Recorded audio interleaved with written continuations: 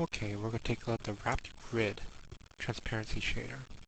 Let's go load the transparency shader, choose the wrapped grid.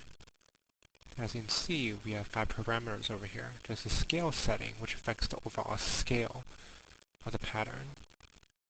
Increasing it makes the pattern get larger, and decreasing it shrinks it down.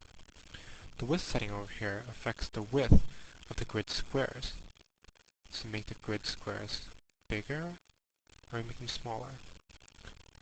Likewise for the height of the squares, you make them taller, or make them shorter. Then what you can also do is affect the grid size. What this does is it actually affects the size of the grid itself, and not the square inside. So you make the grid fatter, and you make it thinner. Then there's also a transparency setting. This controls the transparency value of the grid. The grid spaces themselves are always transparent, but then the grid can be made more transparent by turning up this setting over here, and it become less transparent. Let's apply some different settings to our object to see what it looks like. Let's have 0 transparency for the front object. Then let's have maybe 0.5 for our second cube. And maybe let's increase the scale for that one as well.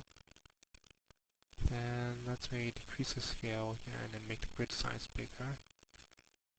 And decrease the transparency for the rear one. So render to see what that looks like.